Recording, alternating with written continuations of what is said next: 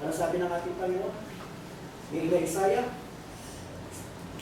tungkol kay Ciro, siya ang aking pastor. At doon sa verse 45, verse 1, sabi po, ganito ang sabi ng Panginoon na kanyang pinahira ng langis kay Ciro na ang kanang kamay ay aking hawakan upang magpasuko ng mga bansa sa harap niya at aking kakalagan ang mga balakang ng mga hari upang magbukas ng mga pintuan sa una niya at ang mga pintuang bayan ay hindi masasara. Kaya nga po sa 46 verse 1, sabi po, yan po, calling the prey of bird. Bakit po the prey of bird na tinawag? Sapagkat si Ciro po ang magdadala ng mga bihag mula po sa dako ng Babylonia, pabalik po sa dako na sila. Kaya nga kung babasahin po natin, titingnan po muli yung natin yung mapa. Ito po yung Israel, ito po yung Sea of Galilee, ito yung sa Jordan, ito yung bansang Israel, nandito po yung Babylonian, nandito ang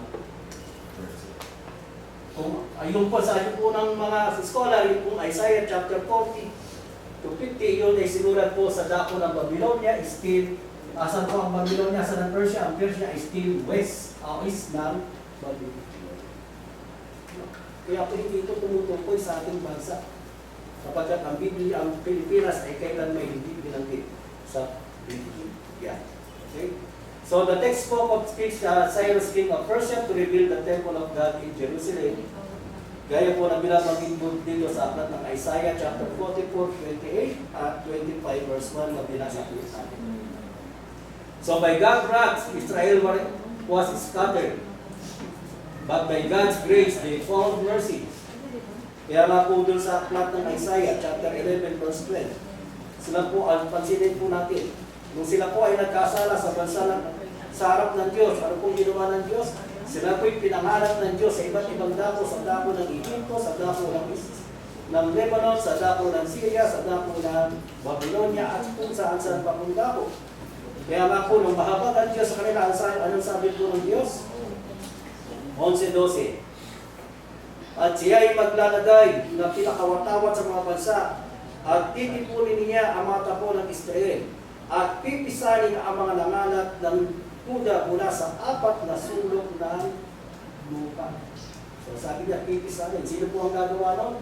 Yun po ay gagawin ni Ciro. At yun po, galing din po sa aklat ng Isaiah, sa aklat ng Psalm chapter 107 verse 2 to 3, ganito po ang pagkakataon.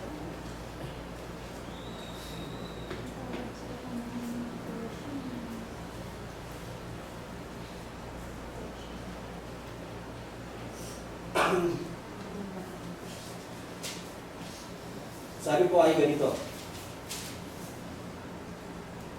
Sabihin ngayon ang tinubos ng Panginoon, ng kanyang tinubos na kamay ng mga kaaway, ang mga pilisan mula sa malugay, mula sa silangan, mula sa kanluran, mula sa ilagaan, mula sa timugan, at sila'y nagsinaboy sa ilang sa huling landas, sila hindi makakasumpong ng bayang tataan. So ano yung apat na sulok ng mundo? North, South, East, and West. Kaya nga po yung paboritong gamitin po ng basa ng Isaiah ng Iglesia ni Cristo 1914 na inililigaw po ang tao po dun sa geographical location ng sumulat sa Isaiah 43 verse 4 to 5. Pansinin po nito.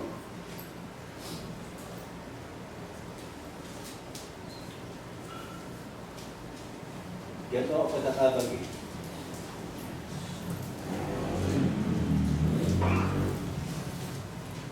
Yamak.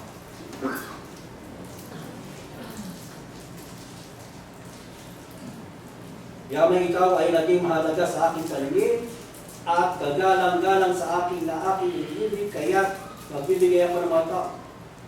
Magbibigay ako ng mga tao na pinakatubo sa iyo at ng mabayan na pinakatubo sa iyong buhay. Huwag kang matakot sapagkat ako'y sumasyo, aking dadali ng iyong lahi mula sa silanganan, at pipisanin kita mula sa kanluran, aking sasabihin sa ilagaan, kayaan mo, at sa timugan, huwag mong pigilin, dalhin mo ito ang aking mga anak na lalaki mula sa malayo, at ang mahamit na mga babae mula sa wakas na, mga wakas na. Anong malayo? Malayong silangan, Ano po yan? Babylonia. Malayong lupain, Egypto, at iba't iba pa mga dako. North, South, East, and West. Kung sinabi dito malayo, ito po ay adjective, hindi po ito noun, kagaya ng binabanggit. Para gusto ipalabas po ng mga iglesia ni Cristo na ito.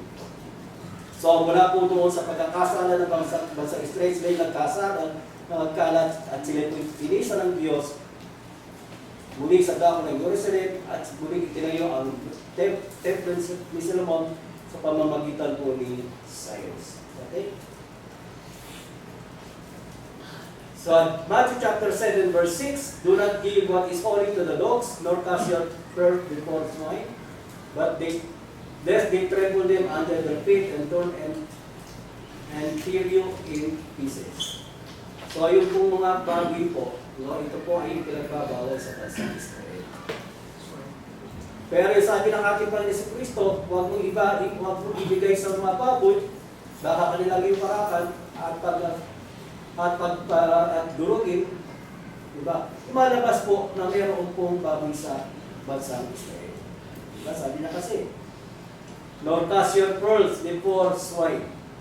So, yun po ay pinagbabawal po sa bansang Israel at ito po ay classified as unclean food. So, yung kung nor cast your pearl before swine implies the presence of swine in the land of Israel. Pansinin po natin sa Matthew chapter 5. At talaga naman po may baboy. Kasi dito sa sa Matthew chapter 5 verse 11, bilanggit na may baboy na. So, ibig sabihin, may mga Israelita na nag-aalala ng baboy. Sabi po sa 5:11, pwede po ang patatanggit.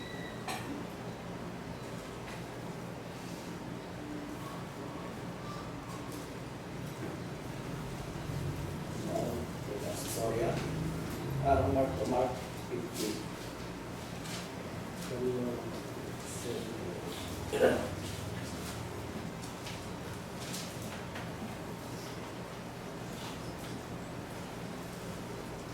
Sorry po, mali yung talatang aking alam ko.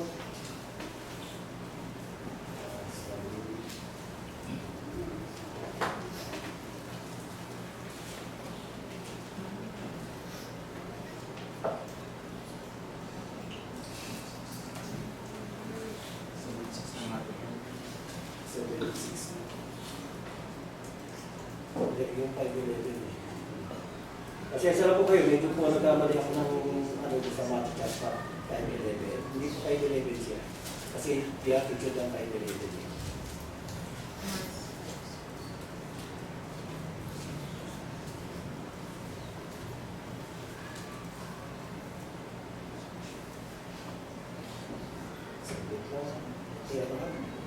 Pero doon po sa talata na binabanggit doon po yung maalala po ninyo ng ating Panginoon Kristo ay dumak. Yes. Mark po.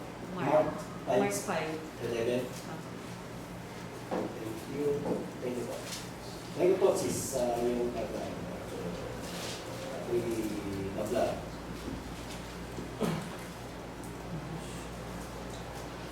Mark 11, ganito po ang pagkabanggit. At sa libis ng bundok na yaon ay may isang malaking kawan ng mga baboy na nagsisipang hilahin. Mayroon talagang baboy. Kaya sabi ng ating Panginoon si Kristo, huwag niyo ibigay sa mga baboy. Kasi mayroon talagang baboy. Pero ang problema po, yung Matthew chapter 7 verse 6, ito po ay sinalita sa dako po ng Galilea, outside ng Judea. Ang Judea po, ito po ang Judea dito po.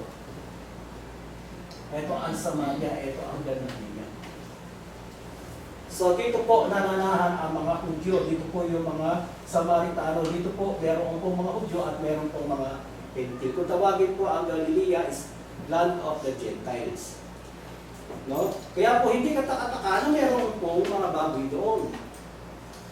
No? Yun po ay hindi sa dako ng Judea. At yung pong Mark chapter 5 verse 11, yun po ay sa dako ng Gadara. At ang dako ng Gadara, ito po ay southeast po ng Galilea. No? Still po, yun po ay land of the Gentiles. So outside pa rin po ng tinatawag na Israel, Judea. So, meron po talaga